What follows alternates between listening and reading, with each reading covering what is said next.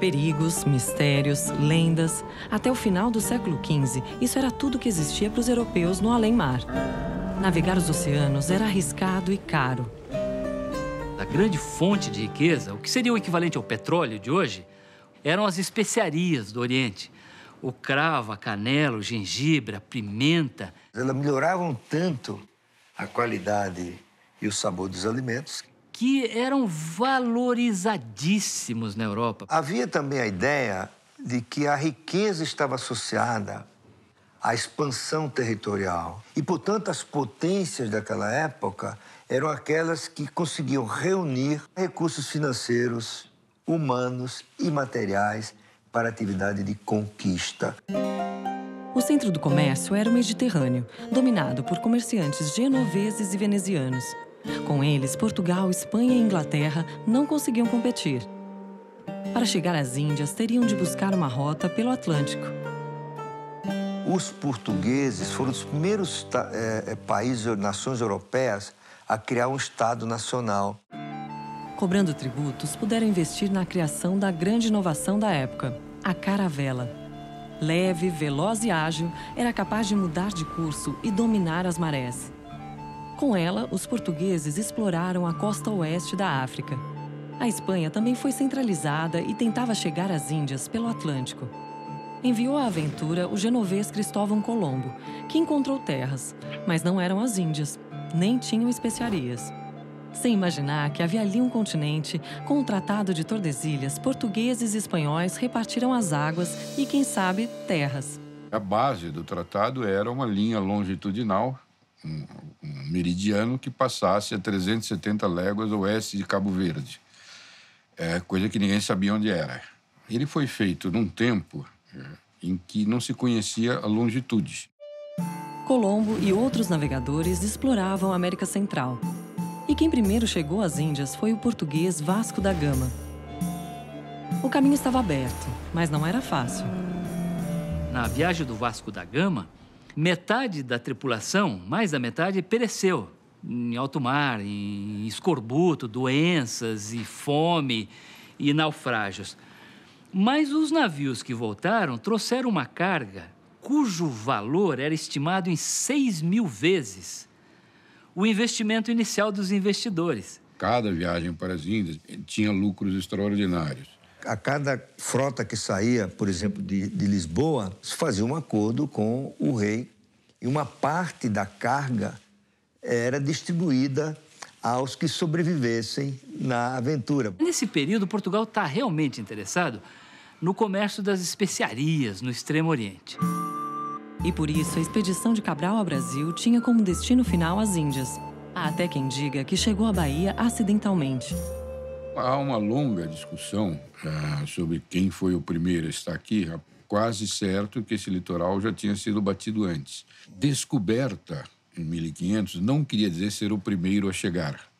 Queria ser reconhecimento dos direitos jurídicos de posse daquele lugar.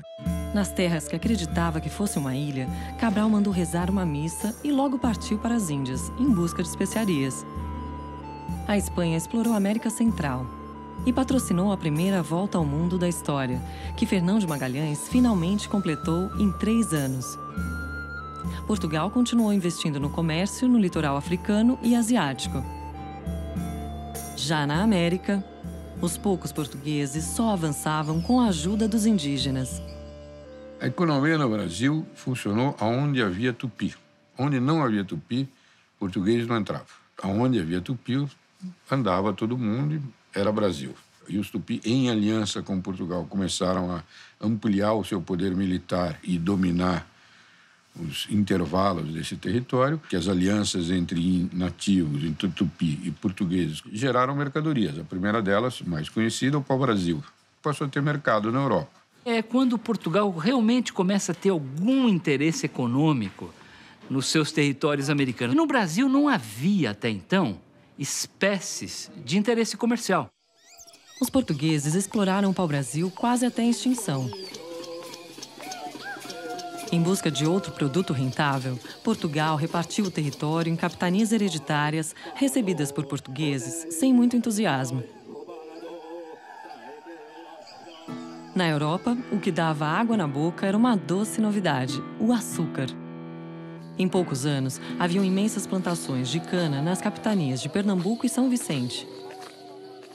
O Brasil entra no segundo ciclo econômico, que é o do açúcar, da cana-de-açúcar. O primeiro negócio que veio no Brasil, foram os engenhos de açúcar, né? Que na época chegou até ser o Ouro Branco. No período colonial, né, o Brasil, na verdade, responde àquilo que é o projeto de Portugal, não o projeto de Brasil. E, por isso, a forma como se produziu o açúcar no Brasil, uma plantation, quer dizer, uma monocultura voltada para exportação, com trabalho escravo, era, na verdade, a melhor forma que Portugal encontrou para ter rendas elevadas do açúcar, do produto que seria exportado. Portugal não tinha gente para ocupar o Brasil, então começa a importar quantidades fenomenais de escravos da África para se responsabilizar pelo cultivo das lavouras de cana-de-açúcar no Brasil. O escravo africano era mais adaptável. O escravo índio sempre podia ir para o mato e ia ser difícil caçar lá. Na África, era comum povos vencedores escravizarem os vencidos. E europeus passaram a vendê-los nas Américas, impulsionando a produção do açúcar brasileiro. O açúcar chegou a ser a principal commodity do comércio mundial. Na virada do século XVII, alguma coisa como 5% da receita total do Império Português já vinha do Brasil. Aí sim o Brasil ganha uma importância econômica que não havia tido durante o século XVI. Com os latifúndios, surgiram outras atividades econômicas e um mercado interno. A pecuária começou a se desenvolver fortemente pelo interior do Nordeste já no século XVII. Couro, artefatos de couro, feijão, arroz, farinha, carne de charque, cachaça e produtos primários. O Brasil conseguiu montar uma economia colonial dinâmica, cuja taxa de crescimento era maior do que a economia portuguesa. A moeda oficial era a de Portugal, o real, contado em 1.000 réis, cruzado, pataca, tostão, vintém. R$1 não valia meia pataca, nem um tostão. Mas nenhuma moeda era muito usada por aqui.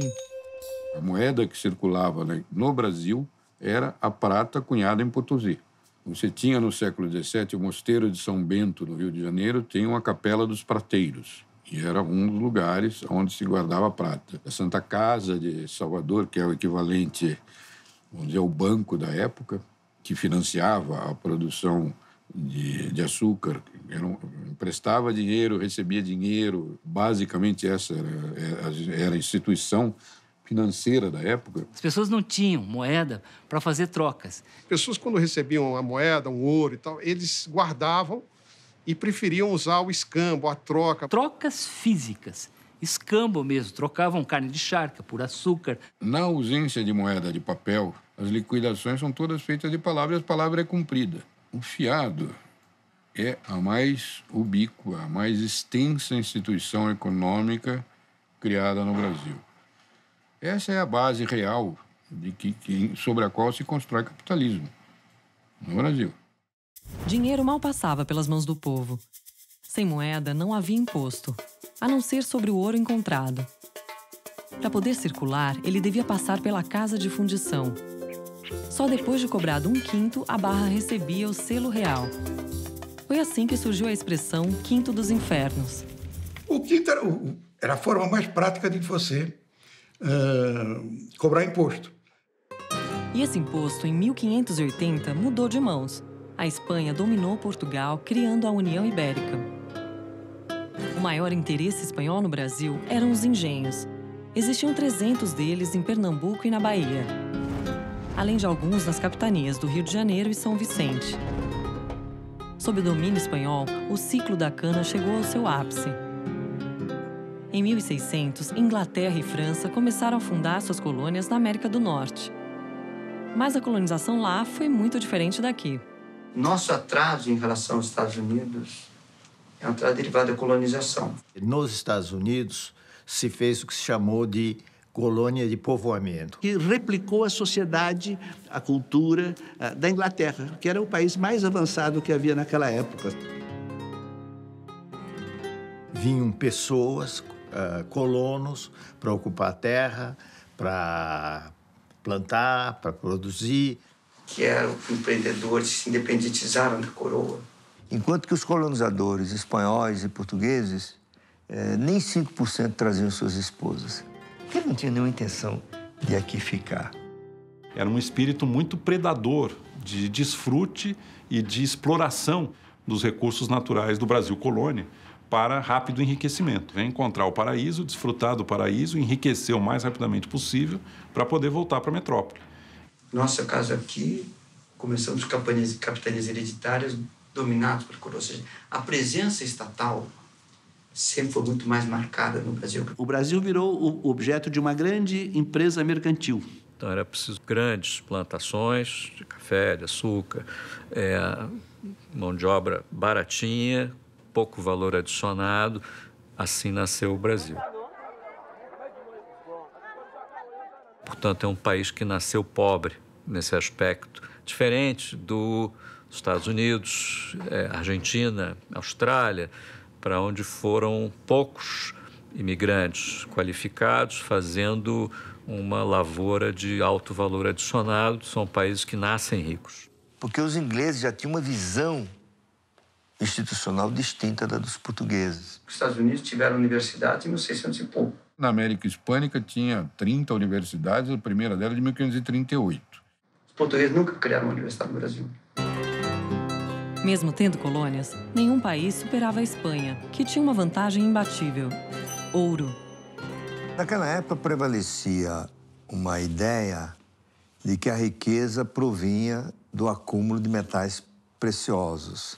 Os países que tiveram acesso a essa riqueza foram muito prósperos. E daí nasceu a ideia de que um país poderia ficar rico se ele fosse capaz de exportar mais do que importava e, com isso, acumulava metais preciosos, porque as contas entre os países eram acertadas em ouro e prata, mais em ouro do que em prata.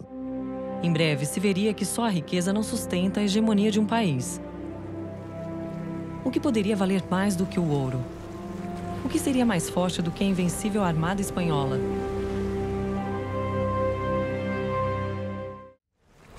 O que poderia fazer a Espanha, a nação mais rica do mundo, perder sua hegemonia?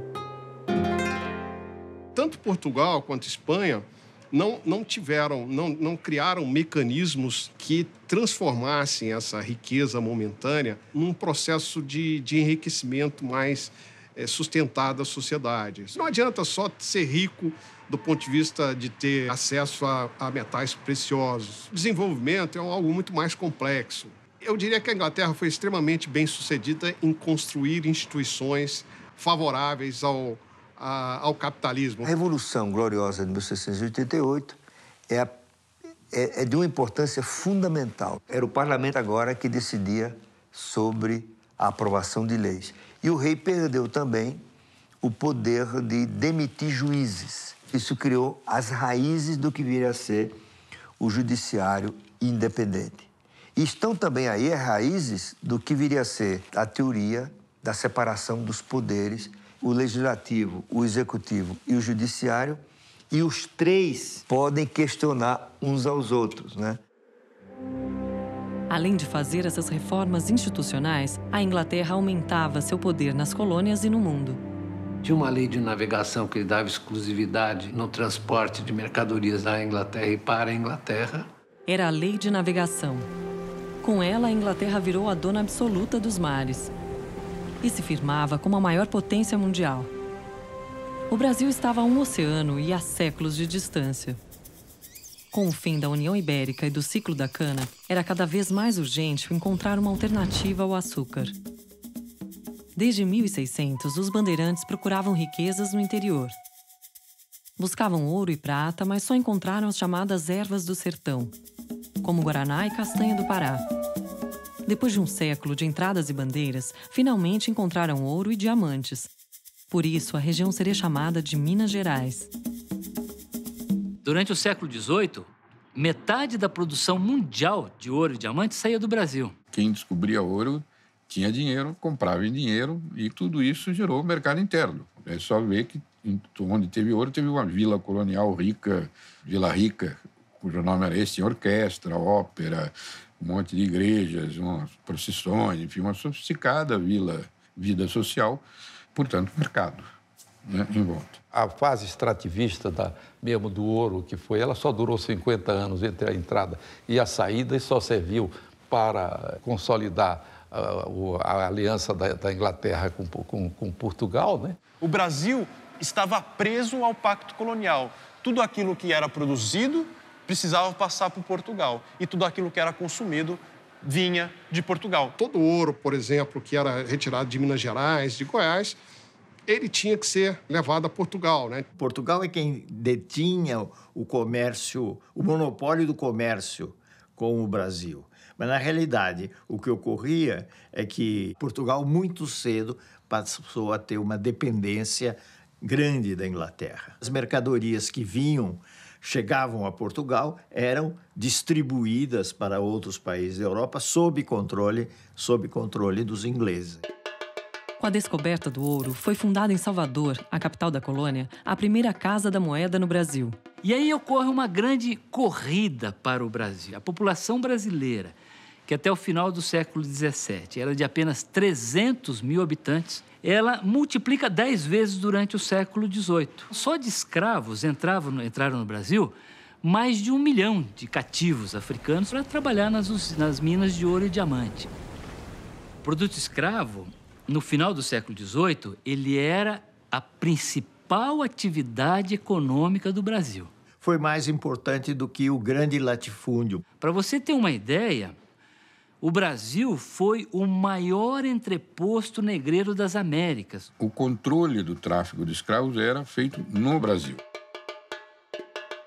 Os grandes empresários, os grandes investidores de Salvador, do Rio de Janeiro, eram traficantes de escravos. O Rio de Janeiro se tornou o centro do comércio de escravos do Brasil. E os lucros ficavam dentro do setor interno da economia colonial. Não eram mandados para fora. O Rio de Janeiro se transformava no centro econômico da colônia. E quando o Brasil se tornou vice-reino, a cidade passou a ser a capital. No velho continente, Londres havia se tornado um importante centro do iluminismo, que renovou a maneira de pensar e de sentir. Da ciência às artes e à literatura, do sistema político ao pensamento filosófico, o mundo vivia uma intensa transformação, que se refletiria também na economia.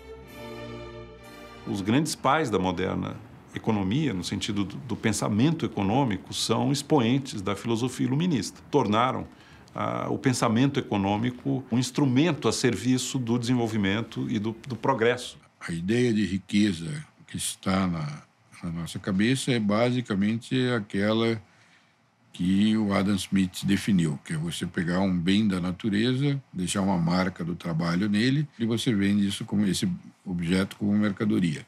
Isso é um pressuposto maior de toda a economia capitalista e, diga-se de passagem, das ideias do Marx e do socialismo. E o capitalismo ganhava novos contornos com a Revolução Industrial. No final do século XVIII, a Inglaterra reinventou os meios de produção. Até então, toda a capacidade humana de produção estava baseada na força física dos braços das pessoas, em alguns engenhos precários, como rodas d'água e moinhos de vento, ou o uso de alguns animais, como bois, para puxar arados, e não muito mais que isso. Então, houve uma extraordinária mobilização de conhecimento e de pesquisa em prol do desenvolvimento econômico. A humanidade conquistou uma nova e poderosíssima fonte de energia, que foi o carvão mineral.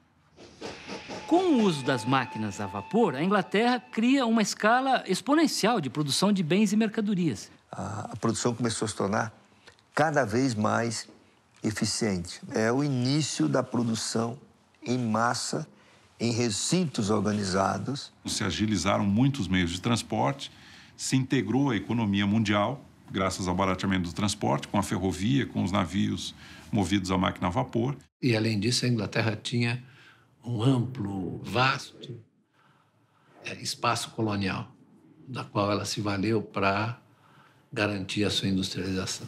A Revolução Industrial estimulou a urbanização e ampliou a riqueza no mundo. A renda per capita, nos 3.000 anos anteriores ao século XVIII esteve praticamente estagnada. Com a Revolução Industrial ocorre o que alguns estudiosos chamam a grande divergência. Mesmo com tanto dinheiro e poder, a Inglaterra não conseguiria impedir a independência americana. A Inglaterra achava que tinha o direito de tributar os colonos americanos e os colonos, a rigor, não aceitaram isso. E é daí que começa o processo de revolta que levaria à Guerra de Independência. 13 anos depois, foi a vez dos franceses se insurgirem. A Revolução Francesa ela tem origem no empobrecimento, né, da população, no surgimento de ideias novas sobre participação, sobre liberdade, as ideias do contrato social. Os revolucionários cortaram a cabeça da monarquia e repartiram terras da nobreza e da igreja. No Brasil, no mesmo ano, Tiradentes era preso, dando fim à Conjuração Mineira. A Inconfidência Mineira, ela tem inspiração na Revolução Americana, né? Isso assustou ainda mais os donos do poder em Portugal. A colonização portuguesa, ela tinha como pressuposto deixar o Brasil num estado de pouco desenvolvimento em termos econômicos. Havia uma política deliberada de impedir que os brasileiros tivessem consciência do alfabeto. A corte interessava manter uma população inculta. Manter o Brasil analfabeto, cativo, isolado e proibido. Sem capacidade de mobilizar-se, de se articular. Porque essa era uma forma de manter o Brasil sob controle da monarquia portuguesa. Não existiam universidades, não existiam bibliotecas.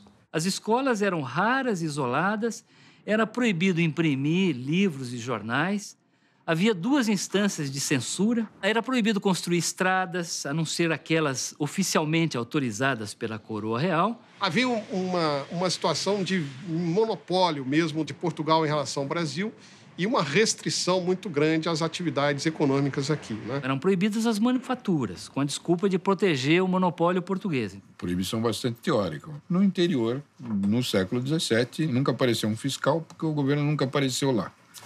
Então...